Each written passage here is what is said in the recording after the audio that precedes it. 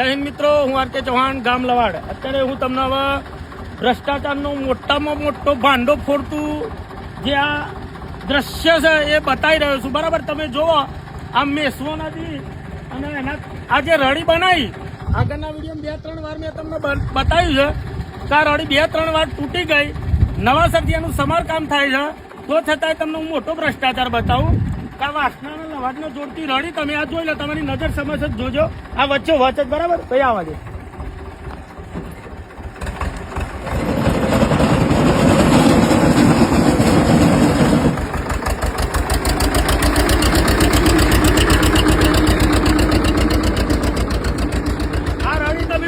વચ્ચે વચ્ચે તૂટી ગઈ, ગાબડું પડી ગયું, અંદર પખોલ પડી ગયો. બરાબર, તો બધા એના જે કાર્યકર્તાઓ, જે મજૂરો કે કાર્યકર્તા કે અધિકારીઓ, જે તે વ્યક્તિઓ તમે જુઓ તાત્કાલિક ધોરણે આમાં માટીનું બુરાણ કરી દીધું છે. બરાબર છે કે કોઈ પબ્લિક નથી, વચ્ચે વચ્ચે જોઈને આ પખોલ પડી ગયો છે અંદર એમ.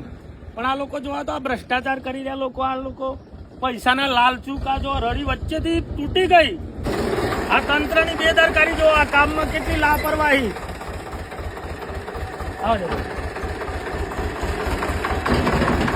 આ ટ્રેક્ટર પણ અંદર ઘડી જાય ને,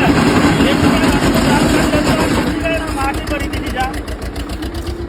આ કેટલો મોટો ભ્રષ્ટાચાર લોકો, આ અધિકારીઓના, આ જે તે કોન્ટ્રાક્ટરો કે જે તે મુદ્દો કાર્ય કરતા હોય, આ મોટો આવડો મોટો ભ્રષ્ટાચાર જો આ રાતોરાત આ રડીને માટી નાખીને બુરી તૂટી ગઈ.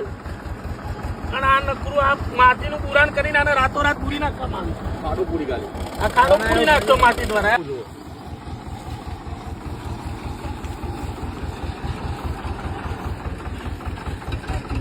જે મેસવા નદી ઉપર જે આ રડી, જે મેં આગળના વિડીયોમાં પણ કહ્યું હતું કે 2 થી 3 વાર તૂટી ગઈ અને નવાસરથી એનું કામકાજ થાય છે, તો પણ તમે જો આ ભ્રષ્ટાચારી લોકોનું આટલું બધું બેદરકારી એમ કામકાજમાં, તો ફેર વારાફરતી આ કામકાજ કર્યા પછી પણ આ રડી વારંવાર તૂટી જાય છે.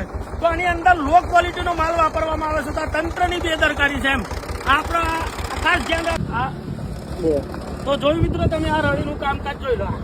આ વચ્ચેથી અંદર તૂટી ગઈ, તો આ લોકોએ રાતોરાત અને માટી નાખીને બુરાણ કરી દીધી એમ કે લોકોને ખબર ના પડે, કોઈ અધિકારીને ખબર ના પડે. બરાબર છે, આ બાબતે હું આગળ પણ ફરિયાદ કરીશ, દોડિયા સાહેબને પણ જાણ કરીશ. બરાબર, અને આની લેખિત ફરિયાદ પણ કરીશ કે જે તે લોકો આના જવાબદાર છે એમના પર કાયદેસરની કાર્યવાહી થાય. કારણ કે આ વિડીયો મેં 2 થી 3 વાર બનાવ્યો કે સાહેબ રડીનું કામકાજ વ્યવસ્થિત થતું નથી, ક્વોલિટી સિમેન્ટની કે રેતની લો ક્વોલિટી વાપરવામાં આવે છે. તો છતાંય આ કામ પૂરું થયા પછી પણ ફરીથી આ રડી તૂટી ગઈ. એટલે તંત્રની પણ આ બેદરકારી છે. તો આ બાબતે સખ્ત કાર્યવાહી કરવામાં આવશે અને આવો ભ્રષ્ટાચાર તો નહીં જ ચલાવી લેવામાં. બરાબર, જય હિન્દ, જય ભારત.